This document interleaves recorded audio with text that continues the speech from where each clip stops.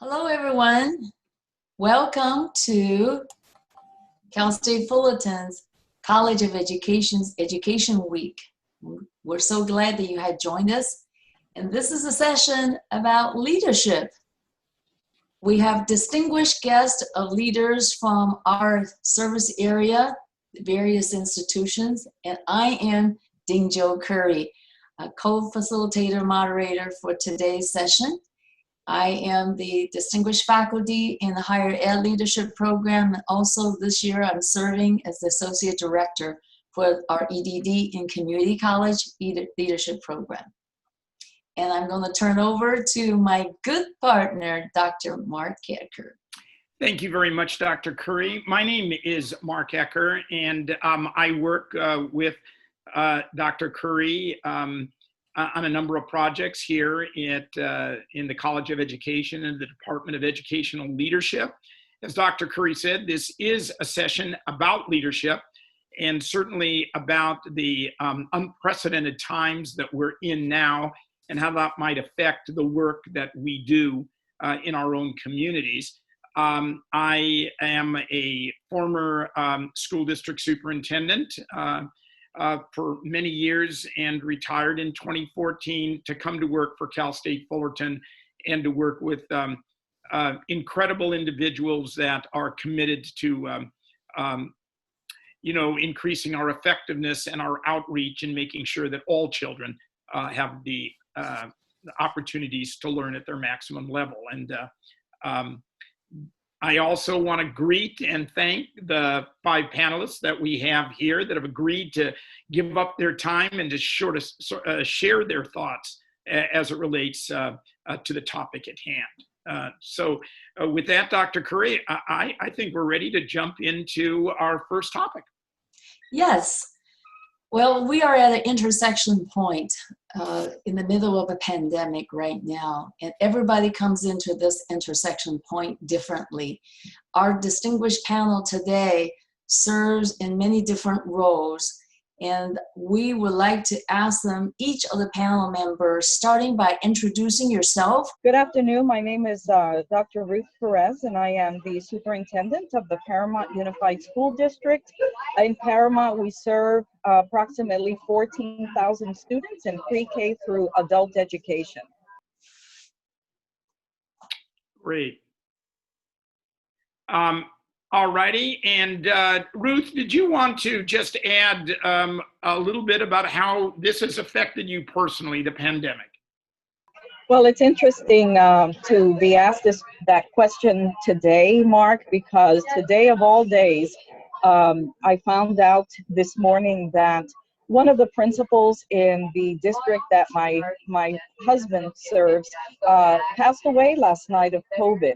And this is a principle that I do not know. However, it has truly affected me because it is so close to home. And it's also brings the reality that, we are truly in a global pandemic where safety has to be number one, and that those that we love can be so quickly, and we serve can be so quickly taken from us because of COVID. Very true. Very true. Ruth, thank you very much for sharing. Those are the kinds of stories that really have impacted all of us to a great extent. Thank you, and sorry to hear that. Why don't we move now to Andy Dunn? Thank you, Marc, and good afternoon, everyone. My name is Dr. Andy Dunn. I am the Vice-Chancellor of Finance and Administration for the Coast Community College District. We touch over 40,000 students a year through 3 colleges, and I've been there now for just about 10 years. I am also a part-time faculty and guest lecturer in the College of Education here at Cal State Fullerton. And my tenure here has been almost as long as it has been at Coast, and the pandemic I guess has touched me professionally and personally.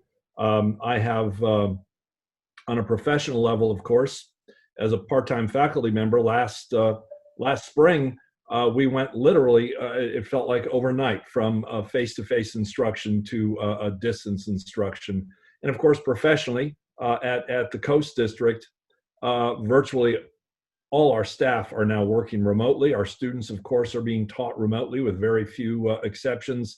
So it is truly, it has been a life-changing event.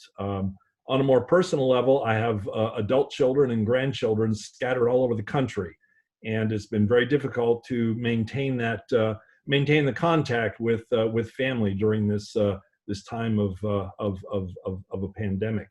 But I know that we're all facing many of the same challenges, and and together with the people that we consider friends and family, and those among us are helping one another to move through this time.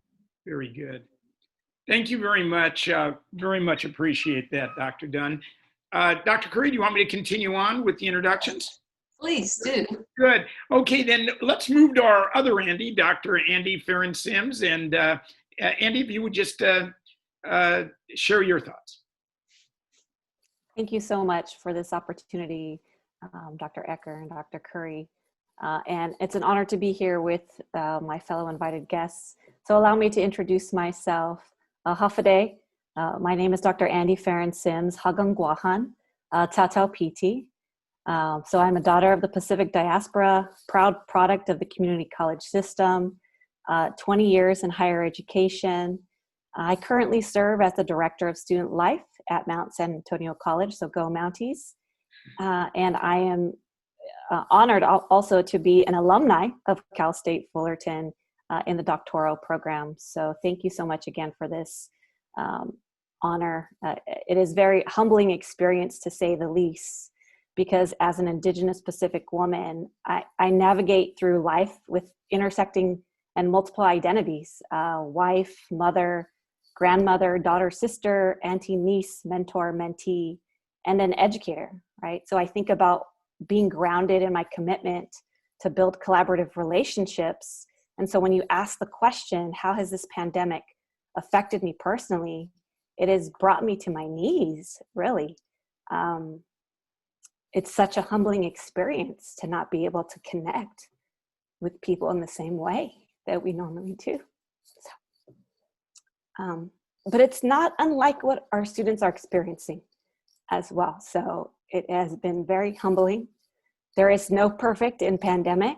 So not only do I oversee Associated Students, I'm wearing their logo proudly, but I also oversee student engagement and student activities. And so I can talk about more about that later, what we're doing to see the positive and offer things for our students. But from a behavioral wellness, mental health, and a conduct standpoint, there's so many stories that I identify with my students not being able to physically and socially connect with our community. So I hope that provides a good grounding for today. Very true, very true. Dr. Sims, thank you very, very much for sharing that. It is a humbling experience for all of us, and it's always good to hear those personal experiences.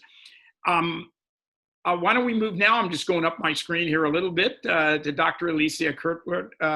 Dr. Kirkwood, it's great to have you. And if you'd like to just share a little bit about yourself and maybe your own experiences. Wonderful. Thank you all. It's a pleasure to be here. I as well, like Dr. Farron Sims, am an alum of not just the doctoral program at Fullerton, but also the master's program. And so it is definitely an honor to always come back to my alma mater and to provide any type of support and just words that may land and resonate with others. So thank you for the time. Yes, once again, my name is Dr. Alicia Kirkwood. I serve as the Dean of Student Affairs at Long Beach City College. And so in my role, I actually oversee the student health services area. We have 2 clinics, 1 per campus. So that's all of our mental and physical health needs of our students. I'm also over our student life and student conduct areas, so associated student body, as well as I have basic needs. So we're dealing with all of our housing and food and transportation areas. And then further, I serve as the chair of commencement and our behavioral intervention team, and I am the deputy Title IX coordinator. So when you talk about the pandemic, I can truly say that it's hitting our desks in every way, shape, and form from every direction. But I have found that in my personal life, it has hit us in a real way. Our youngest son actually graduated this past spring from Mayfair High School, and he is now a college student at Clark Atlanta University. But unfortunately, he hasn't been able to go off to college. And so he's still home with us. And so that's kind of something we didn't expect, but there's a lot of benefits in that. So what I found is that professionally, this has been hard on us. I've had some family members pass away that have been impacted by COVID, so it's hit home in a very real way. But there have also been some glimmers of hope and positive things that I found that have come out of this situation for myself and my staff. It's caused us to have to go beyond the superficial and actually go deeper. And so I would say a lot of our bonds and our knowledge of one another beyond the work has definitely deepened. And I am very, very grateful for that. And so there's just a lot, that I've seen in a positive light that has caused us to reimagine how we show up to work every day. And that's benefiting our students as well as our teams. Thank you. Very good. Dr. Kirkwood, thank you very much for sharing that. Very much appreciated.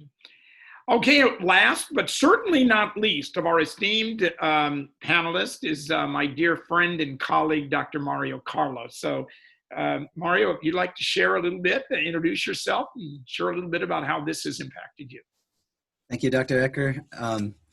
Yes, my name is Mario Carlos. I am the Associate Superintendent in the La Habra City School District.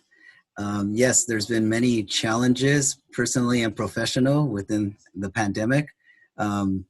Personally, just through a lot of the challenges with families, a lot of the families that we serve, a lot of poverty, a lot of struggle, social, emotionally, that we are providing supports for our family and our community. So a lot of also areas of great support that we've been able to provide our families as we move forward as well. I am also a proud alumni of the doctorate program, and thank you for having me today. Thank you very, very much, Mario. And it's wonderful to hear from all of you and to hear how, not only your background, but your rich background, but also how this is affected. And that's going to lead us right into it. And Dr. Currie, I thought maybe I'll turn this over to you for you to take us into that first topic that we're dealing with. Well, if you haven't guessed it, the one thing in common that 5 of our panelists have is that they are our proud graduates from our doctoral program. And they would not have been graduated if they do not know how to be a just, equitable, and inclusive leader. And because they've learned that in everything, they look under the lens of just, equity, and inclusion. So in the middle of a pandemic, we all know that this unprecedented time has absolutely lifted the veil, blown open all of the shelter that we were not able to see before about the inequities.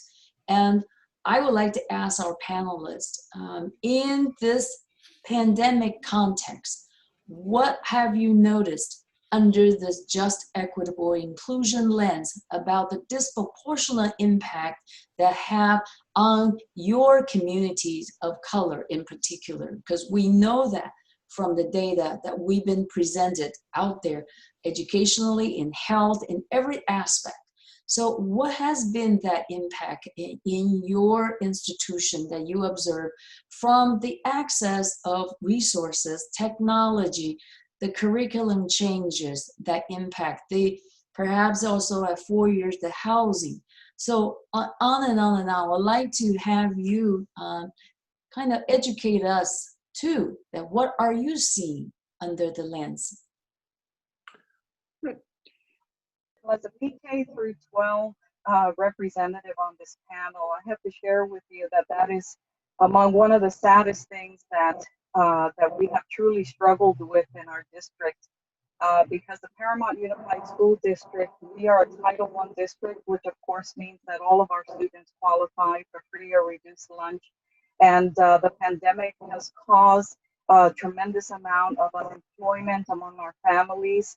And we have not only had to ensure that our children, first of all, are being fed not only 5 days a week, but we have been applying for grants and gratefully received them to be able to also provide food for our children over the weekends to ensure that their first needs are met in order for them to be able to learn, secondly.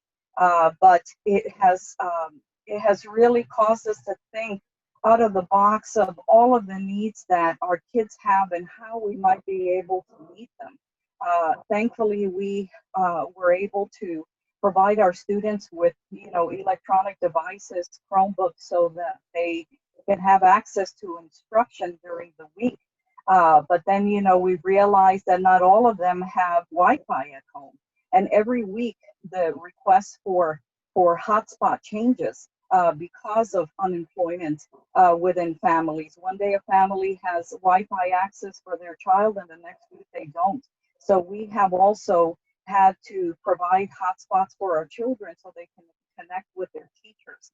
And then, of course, there's the whole issue of learning loss and the support that normally in a traditional environment we can provide for students after school with tutoring on the weekends. So we've had to go out, and recently our board approved the services of a tutoring program out of Canada that can provide tutoring services 24/7 for our students in the evening and on weekends as well. But we have students who are a high percentage, 27% are English language learners, and they need that extra support. We have 12% of our students are students with special needs, and they unfortunately need that extra support that we are struggling to provide them remotely. But we know that it is not the same as having a teacher or having the resources that they normally have during the school year, and that their own parents unfortunately cannot provide. We have families that are experiencing depression and some serious issues and are coming to us for help. And we're trying to connect with resources outside in the community that we've never really been attuned to, that we desperately need for our families in order to help them and keep them together. And we're concerned about even abuse, that's happening in our families with children and that we're not aware of. And they are things that we would normally be aware of course, when school is in session. So these are all of the issues that we are worrying about, as educators on a daily basis for our children, for our families, and we're struggling to be able to connect to whatever resources are out there in order to bring them to our children. But even with all of that effort, when all this is over, where are our children in terms of their learning, in terms of their social emotional well-being? The children that come back to us, what is the state that they are going to be in? And that truly, truly concerns us in a community that is high in poverty and that already has challenges. What's going to happen with our children moving forward? So those are the concerns that we are living with on a daily basis. And that is second to the safety of our children and families, because for the first time ever, we've had to worry about safety first and then instruction. Usually our number one concern when we're in school is instruction, instruction, instruction. But right now, when you hear of principals that are dying of COVID, family members that are dying of COVID, and the high rate of infections in LA County, where Paramount is located, you have to think about safety first. You have to think about feeding your children first, and then you think about instruction, which we are not used to. Absolutely. Dr. Dunn, as the Chief Financial Officer for 3 college districts, what do you see? Thank you, Dr. Currie. I think we share many of the challenges that we just heard from Dr. Perez a moment ago. it is interesting because the perception that people often have is that, oh, well, you serve coastal Orange County, so you must not have any real financial difficulties. And I can tell you that the student body we serve spans the socioeconomic continuum.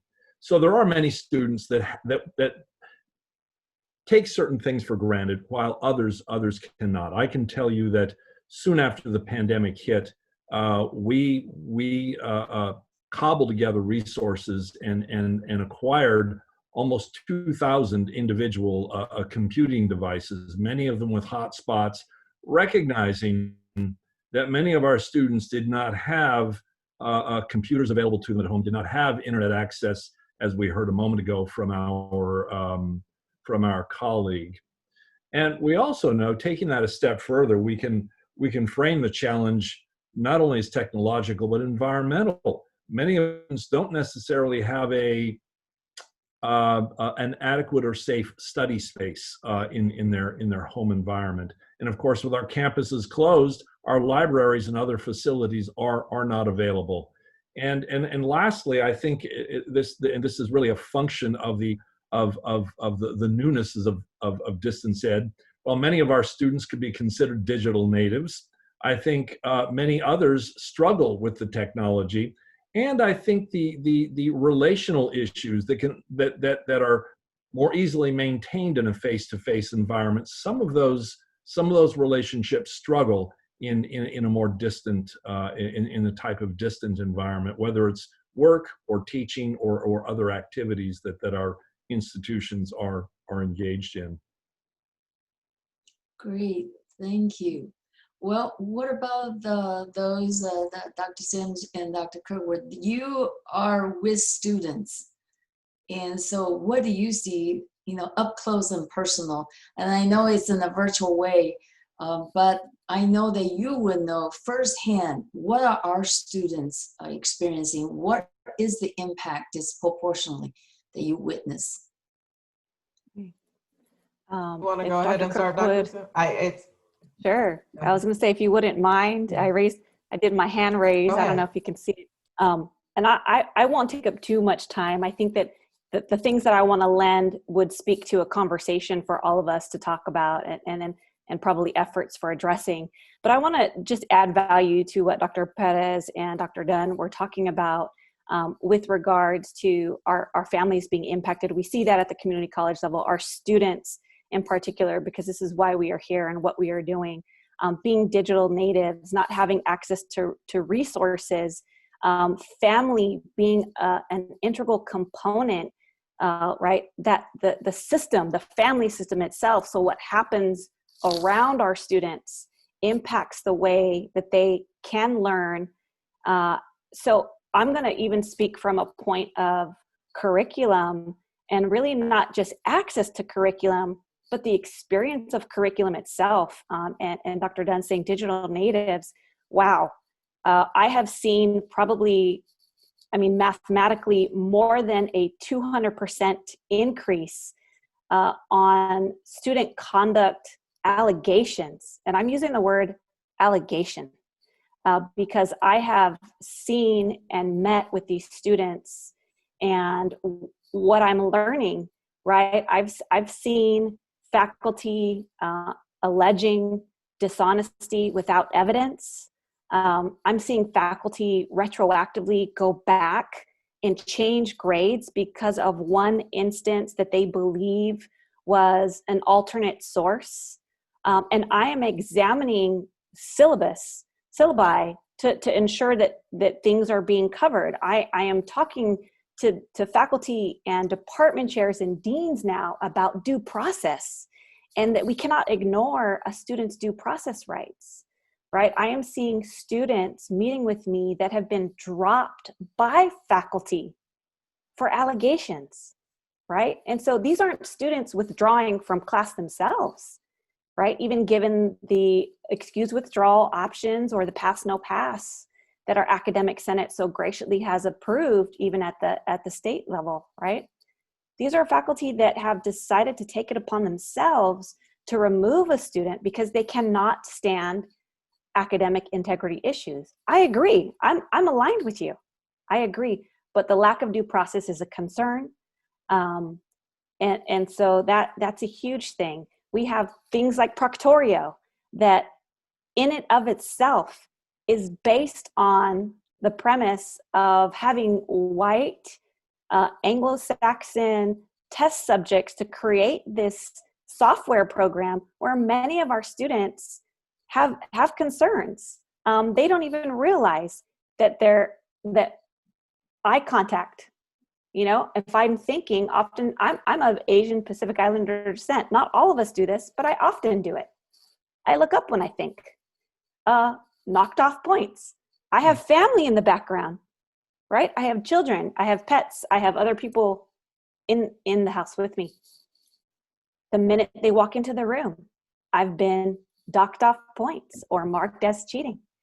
And so I'm seeing these. So not just being a digital native, but really technology, lack of due process, and the way we are, I think, pushing technology on our students without helping them understand and helping the faculty understand is a concern of mine that we've currently been raising. So, you know, I'll stop with those two pieces and ask Dr. Kirkwood also to add value. That's actually perfect, because I think that that's another one of the areas, because I oversee our student conduct area and our director. What I noticed immediately was a disproportionate number of reports coming into our conduct office. And so, because I find that intentionality definitely matters in doing this work, I'm all about locus of control. And so where I recognize that I can't tell academic senate and faculty how to necessarily do what they do, I can get in front of it by working to collaborate them in ways that will help inform them through some basic things. So what I had my director of student conduct do was we developed a Q&A session with our online learning technology folks. And we opened it up to faculty. We ensured they would get flex credit. We did all the things that we knew would be essential and helpful for them to show up. And so that has been a tremendous help in how things are reported to the conduct office, but then again, how we ensure due process is not violated. I'm very compliance minded. And so that's one way in which we have, so thank you for that, Dr. Sims, because we had seen that a lot. I'll also say though, you know, we talk about the pandemic, but you know, we have to be mindful of what additionally is going on in the world outside of our campuses. And so the protests for justice against police brutality. We have a population on our campus of Black students that around 14%. And so in my experience, 14% is very high for a Black population of students in a college setting. We usually are around 2% at most California institutions. And so to have 14% of our students experiencing ongoing anti-Blackness on campus on a daily basis, to have professional staff suffering through those same things, myself included, the dismissiveness of the reality and the truth of a majority of our constituency is another problem that we've been working to combat. And so once again, I took it up on myself. Thankfully, we have phenomenal leadership at Long Beach City College. Vice President Munoz, Mike Munoz, ordered the book, How to Be Anti-Racist, for all of his leadership team. Well, I took it a step further to really work with my managers and then our staff to go further with that. Because if you think about it, you know, I'm over student health services. Our medical, that's just as bad as it relates to disparities, right? For our communities of color, our underserved communities. And so I have staff that could either help or hinder. And so I just felt it was important and incumbent on me to ensure that they're empowered with the proper information, the tools, the skills, the knowledge that some of them just don't have. They didn't all go through a doctoral program or even an educational program. And then most of our people who are in education didn't get the same information we got, thankfully, at Fullerton. And so I think that the work definitely continues, but as we talk about this pandemic, it's only further compounded by just the state of our students just showing up purely being who they are, you know, and having literally faculty who have said to them some very egregious things, some things that I can't even believe would come out of a faculty person's mouth as it relates to the murder of Black men and women on a consistent basis with no justice and no accountability. And so I don't want us to lose sight of that, is these things are not happening in a vacuum, and our students and our staff are feeling it. We have to show up and smile no matter what. I'm a dean. I don't get to cry. I have to lead. And so we have to be intentional, and I just don't see enough intentionality beyond the status quo. Mm-hmm. Wow. Thank you for that first-hand information. And I'm going to circle back to Dr. Carlos at the P12. I can't actually imagine, I know, living in the higher ed world, and that, what does that world look like with children and it intersecting all of that, integrating it with the parents' lives. Right. So thank you, Dr. Currie. We do have a moral imperative to educate our students. And so that moral imperative has just gotten to a higher level of need. And so as we do have challenges within our TK 8 grade level spans in our district, we also have seen great successes with our educators taking on great challenges. Our group of teachers have taken on new teaching and new learning for our students that they have never done before at different levels of ability. And so, you know, also a lot of our leaders taking on new leadership roles to guide those charges for our students, and district office as well. And so we look at the struggles of our families, we look at the technology divide, we look at internet connectivity, hotspots, we look at the social emotional components that our students and our families are struggling. And we have to, as an educational system, provide the supports necessary through outreaching within our community, through resource centers within our community. And it's going to take a group effort to help assist our families. Thank you. Very true. And, this has become, you know, our normal, and it's been prolonged, and we don't see the ending yet. So this new normal is going to be with us for a while. But at the same time, we're already looking ahead. What is going to be yet again, the new normal when the pandemic is over? Dr. Ecker, you want to lead us into the next phase of looking ahead.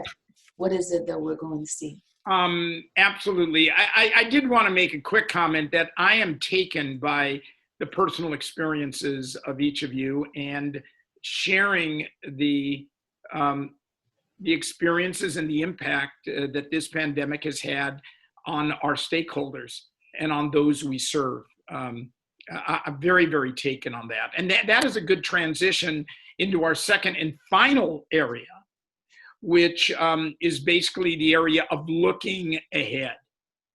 And, you know, we've crafted about 3 questions, and maybe when you talk, you can blend your answer into answering those 3 together. The systemic issues that educational leaders should address at this time. What are those systemic issues that we specifically should address? What opportunities have we yet considered and that we need to consider to close this equity gap? And then, of course, the question we're really asking ourselves is, what will our schools look like post-pandemic era? We know that this will have an impact even after the pandemic. So we would be, Dr. Currie and I would be very interested in hearing your thoughts on those 3 areas. And I thought we'd mix it up a little bit, and maybe Dr. Farron Sims, maybe I can start with you on this and how you might address those 3 questions. Thank you, Dr. Ecker. You know, I continue to reflect. In fact, for the past couple of days, I've been reflecting on these questions. And while I don't know that I have a perfect answer, there's so much I think that each of us can continue to share about inequities. But then what you all trained us for is to be part of the solution, right? And so what I did not share is that I'm also one of the lead managers on campus that is in charge of the technology loan program. And so at Mount SAC, we see moving forward, post-pandemic, that there are still many students that will need access to technology. And what do? We've recognized so many students don't have the technology at home, even to be successful in an in-person environment. And so we're looking at ways, how are we taking the CARES Act funding and technology funding resources? How are we going to continue to provide Wi-Fi, like mobile hotspots to our families? How are we going to continue to provide the laptop technology, even post-pandemic? So that's one thing that I think that is important for us. Two, also, what Dr. Kirkwood talked about is we can't just provide a topic of racial injustice and mark it off like we have a presenter for 20 minutes and we've marked it off as a checkbox. In fact, just recently, I will share, I continue to ask critical questions when we have dialogues like this, and then we move on so quickly without reflection. And there's crickets, right? And then the crickets is not a bad thing if we allow ourselves to sit in that space and from the discomfort, continue to have dialogue. But what's a challenge are our systems, our institutions need to recognize when we have these conversations, when the Dr. Kirkwoods of the world take us deeper. We can't just swipe over and say, okay, we're done, check, we did it, right? We have to continue to have dialogues about microaggressions, implicit bias, and not only that, right? Because we can preach to the choir. Because when we all get in a room, we're going to say, I don't do that. But what Dr. Currie taught us so well, and I still have to this day, is that mirror, right? How do we hold it up and say, now that you have shared these things with me, how am I unintentionally reinforcing or being the perpetrator, right? Number one, how can I correct my behavior for my students? How also can then we examine our policies and our practices, right, that may have built into the system inequities for our students of color, our communities of color? We need to go deeper. We can't be afraid to go deeper. I think looking at leaders and administrators that are willing to, like Dr. Kirkwood, take us deeper, right, and not be afraid of what's going to come out of it. So it's technology, it's being in touch with really examining who we are. So these are the opportunities to close the gap, right? And recognizing also that many of our students now may want to both be digital and be in person. When we come back, how are we keeping students safe? How are we keeping our employees safe, health-wise, right? What type of pressures are we relieving when they are coming to campus and they're not feeling well and they feel like they have to be there or else, right? How can we change a system to allow learning and leadership to be safe in these environments? So, I mean, there's so many things that we can talk about. But for that, I will allow my colleagues to also maybe chime in and glean from those crystals that I shared. Great. Thank you very, very much. Very insightful and very helpful of this. Dr. Dunn, your thoughts on the matter? Thank you, Dr. Ecker. I think you framed this section of our discussion in terms of what is normal, or what will the new normal look like. And I would put to you that none of us really know the answer to that question at this point. At some point, I would like to think that this pandemic, this health pandemic, will be in our rearview mirror. I think remote work and remote learning will have been with us, but they will take, in my estimation, they will take on a much larger role on a going forward basis. But it comes to me that the it is much less clear when the state's economy is going to begin to recover. Many of the, if there's a common theme to the issues we've talked about today, it comes down, in my view, to a lack of sufficient resources. We're in the midst of this of a health pandemic, and perhaps the sharpest economic decline since the Great Recession. Now we can see evidence of the stock market recovering, but the stock market is not the economy.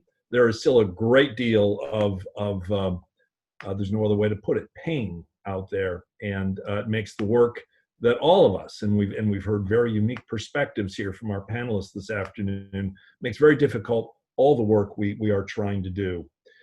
I've been in this role long enough to have observed that there's been this traditional inverse relationship in the community college system between the health of the economy and the demand for our service. So the economy declines, such as the Great Recession a decade ago, and demand goes through the roof. Well, at least at Coast, and when I talk to many of my colleagues around the state, we're not only is the economy suffering, but enrollments are very, very soft right now, and it is truly uncharted territory for many of us. So we're watching very carefully. We're trying to map out a strategy, not only for this year, but for the coming years, to meet our institutional mission, to help continue to serve students and meet, I think, needs, and we've heard this from some of our colleagues this afternoon, meet needs that are only now perhaps becoming apparent as the veil is pulled back from the lives that many of us, and not only our students, but many of the people we work with are experiencing in this during the course of this pandemic. So how might things look differently post-pandemic? I think more remote work, I think more remote learning, and I think to counter any of that, whether dealing with our students or the people that we work with, is going to take a greater effort from all of us as leaders to effectively engage and help each of us accomplish what we need to do in our worlds. Thank you. Thank you very much, Dr. Dunn. Very thoughtful and a lot to think about, for sure. Why don't we jump to one of our P12 partners, and that would be Dr. Perez. Ruth, what are your thoughts? Marc, one of the things that I truly believe that is something that can greatly impact equity in our educational system, P through 12, is the whole notion that instructional quality has to remain the same, if not better, and the accountability for instructional quality is something that has to be maintained during this time. That expectation that, the standard should still be taught, that we have to look at different ways to engage our students, even through this distance learning model, that we have to continue to utilize all of the tools and strategies that we have been expecting our teachers to use before, to continue to use them during this time and hold them accountable for that.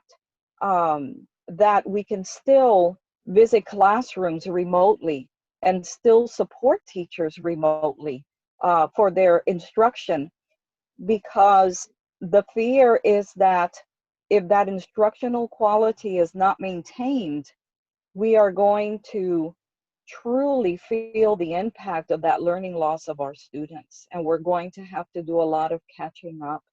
So as leaders in the P12 environment, we have got to maintain that level of urgency and communicate that level of urgency for instruction and for quality of instruction among our educators for the sake of our children. Our teachers are working very hard to use technology strategies that for some had been available before, but they were resistant for different reasons. And now they're using it. And I hope and I can see that after when this pandemic is behind us, that we can continue to utilize all that's been out there that has been available to enrich and enhance teaching and learning, and see a difference in the classroom when we walk in and see our teachers using more to engage their students and to bring clarity in their learning. Very true. Dr. Perez, thank you very, very much. It's very true when you think about our two concentrations and the impacts that they have. There are a lot of similarities and some differences as well. What I'd like to do is go to Dr. Carlos, and then Dr. Kirkwood, we're going to give you a chance to be the cleanup hitter and finish off this thing. But why don't we go to Dr. Carlos now? Mario, if you'd like to share your thoughts on the questions posed. Thank you, Dr. Ecker. I think we have just a systemic issues that we continue to look at: support for academics in a virtual world, support for our staff at various levels of technology implementation, looking at the support for our families and our students. And then as our listeners are taking it in, our future leaders, I'd just like to pose a question to them.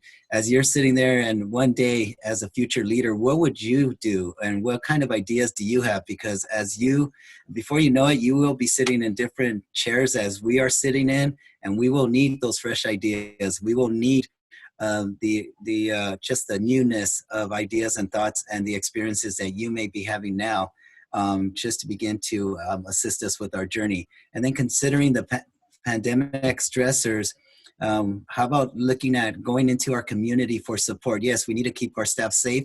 We need to keep our team safe, but how can we host workshops at the various parent levels? How can we host parent workshops for technology comfort? Interventions, how can we utilize our students to help with interventions with younger students? I feel that our schools are going to look different in the post-pandemic era, because I feel that our classroom walls have just been expanded, and we have the opportunity to take a look at education in a new and fresh way. Yes, it is very challenging. Yes, our teachers are feeling the struggle of stress, all across our county and our nation. But what can we do to continue to support them? What can we do social emotionally to support our families, students, and teachers? And lastly, I look at opportunities as we move forward, but we are all in this together, and we can't solve it all on our own. Very good. Dr. Carlos, thank you very, very much for sharing that. Truly, wherever we are, we have been so used to living within structural walls. And more than anything else, we are now experiencing that the exchange of ideas, knowledge, and the attainment of new and better ways to do things have to go well beyond the walls, Dr. Carlos, that you were making mention of. And that could very well be something we see more. Well, I know this is a heavy lift, Dr. Kirkwood, but this has been a tremendous discussion, but we're going to let you clean it up. So, just like the cleanup hitter, maybe finish this topic off and share your thoughts. Oh, wow, that's a tall order because there's been so many profound things shared. I love that my sister, Dr. Sims, mentioned how Dr. Currie gave us that mirror, because I think a lot of it starts there. I always tell my staff, it's an inward look at self first. It starts with self. It starts with our own commitment to this work, and it takes honest reflection. I think I've learned that we reflect a lot, but we do it under this guise that's not always honest. And I think with honest reflection, we can see where we are complicit with some of the systemic barriers that are confronting us and education as a whole. And so I would say, first of all, I find that a lot of people see equity as an add-on. Equity is foundational to the work we do. It's a part of the way in which I expect my team to plan. We ideate from that place, who's included, who's not included, you know, what voices are there, what ways of knowing are we missing, right? Like it's the beginning work. It's not the afterthought. And I think that's the first thing we have to be honest about, is that a lot of us see equity as an afterthought. It's this added on responsibility that our institutions and our colleges are asking of us. It's the new trend, if you will. I would argue it's not a trend. This is essential to truly ensuring that our students are learning, our staff are thriving, growing, developing, so then they can too impact the work in a positive way to do no harm to our students. So when I think about some of the issues, we can't get away from the fact we need to diversify our teaching staff, our faculties, our classrooms. We have to diversify that, because that's where the different ways of knowing come in. If everyone in the classroom teaching our students is seeing life through a certain lens, we're going to continue to miss the mark. And we have to be honest, most of what we've been doing isn't working. If it was working, we wouldn't have the same existing equity gaps that we continue to have time and time again. So when I think about these panels and like our professional associations, and we go to these conferences, I'm very much like Dr. Sims in that we listen, we hear all the good stuff, but it stops there. How do we, in a truthful, honest way, lead with the expectation that our teams will do the same? And I believe that comes through modeling. So I continue to study. I continue to look at myself as a leader. You know, I continue to look at our data. What is our data telling us? None of this is new information for any of us. I know this. We're phenomenal. I look at some of these leaders. I'm familiar with some of the folks on, and I know great work is going forth in a lot of these places. But we got to diversify. Revising some of our policies. Our policies in many institutions are antiquated. We're in the process right now of working toward accreditation. Some of our policies haven't been reviewed in over like 2 decades. That's appalling, but yet we say we're serving students. Well, we can't be serving today's students, because I know the demographic of my institution looks nothing like it looked 20 years ago. So that's another piece. And then just lastly, we have to stop being afraid of being honest about institutional racism and other forms of oppression and marginalization that our students and our staff, I don't want us to miss this point. We talk about being student-centered, but as administrators, as leaders, we have a commitment to our staff, our teams as well. We have people suffering every day they show up to work, and they're being dismissed by colleagues through performative allyship who claim to care about them. But the proof, as my mom used to say, the proof is in the pudding. And I think we have enough data, we have enough experiences before all of us, that if we get honest about this work, change will come. And I think this pandemic has given us the opportunity to see clearly what's not working. And it's up to us to decide if we want to do things differently. And I'll just stop there. Very, very good. Well, Dr. Kirkwood, that was a good finishing off. Really appreciate that.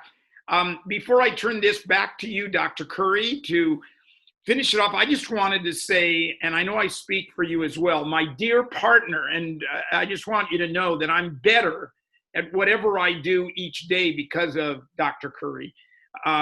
Thank you for that, Dr. Currie. Likewise. What could I do? My life would be without you. Well, you can tell that we're partners in arms. I want to thank each and every one of you, and I know I speak for Dr. Tran as well, that you know, taking time out on Veterans Day, a day that probably, you know, it's not like we're not working 24/7 as it is. But I do want to thank each and every one of you for agreeing to do this, this panel. I loved hearing your ideas. I was writing notes down as many of those came through that, you know, it really, this experience that we're having really highlights how vulnerable we all are. And at the same time, how much in common we have in each other.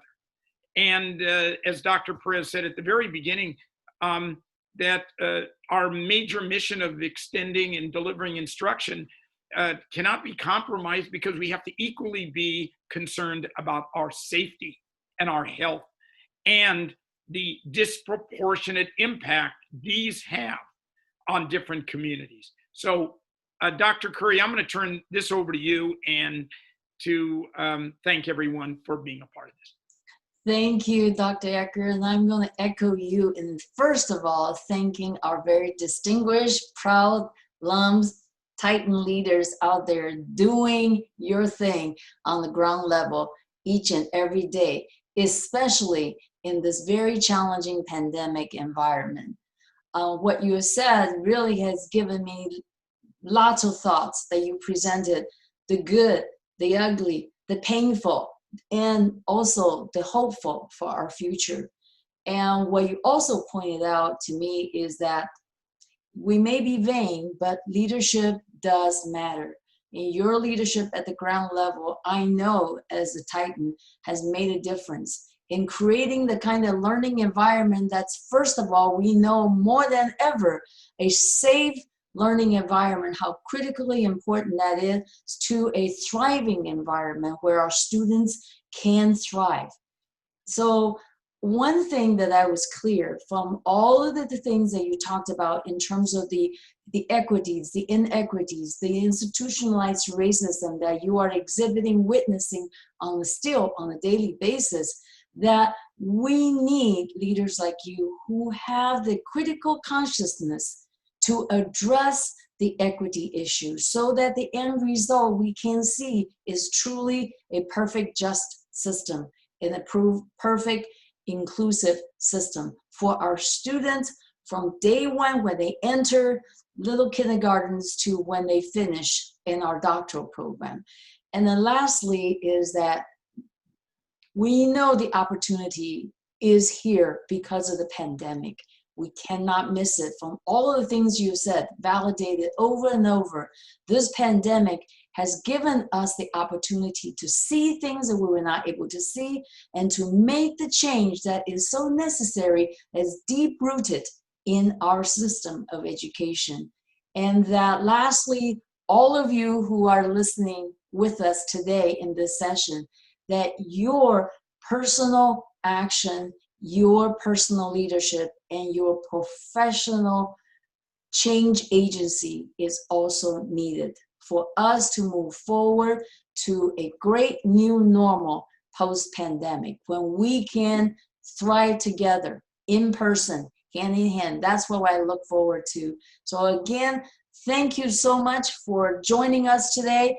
Thank our distinguished panel for taking time to be with us, and thank our College of Education for holding this educational week and many meaningful sessions. And I want to thank my good partner, Dr. Ecker. Good day.